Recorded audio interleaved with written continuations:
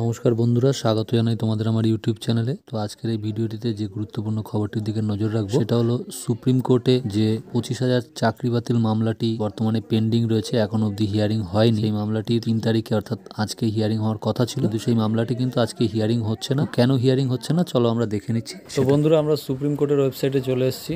তো এখানে দেখো এসএলপিটা সিলেক্ট করে নিয়েছি, স্পেশাল লিভ পিটিশন সিভিল। তো কেস নাম্বারটা এবার টাইপ করে দিচ্ছি।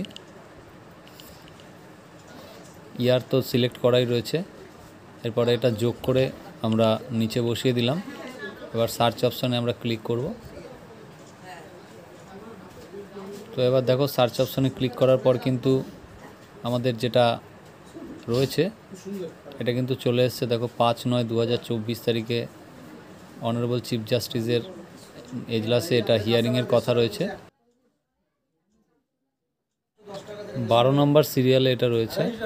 তো এরপরে আমরা যে সুপ্রিম কোর্টের যে কজ লিস্ট আছে সেই কজ লিস্টটা একবার দেখে নেব, যে সেই কজ লিস্টের মধ্যে 12 নম্বর সিরিয়ালে এটা মেনশান আছে কি না। দেখো আমরা এবার কজ লিস্টে চলে এসেছি।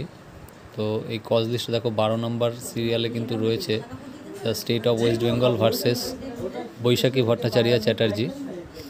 তো তোমরা দেখে নিলে। তো সুপ্রিম কোর্টে আজ যেটা হিয়ারিং ছিল, সুপ্রিম কোর্ট থেকে কিন্তু একটা নোটিশ ইস্যু করে বলে দেওয়া হয়েছে যে প্রধান বিচারপতি আজকে সেটা শুনছেন না। তাই আজকের যে কেসগুলো ওনার ছিল হিয়ারিংয়ের জন্য সেগুলো আগামী 5 তারিখে শিফট করা হয়েছে। তো দেখা যাক আগামী 5 তারিখে হিয়ারিং হয় কিনা, কারণ সেটাও কিন্তু একটা কম্পিউটার জেনারেটেড ডেট পড়েছে এবং সেখানে 12 নম্বর সিরিয়ালে আছে।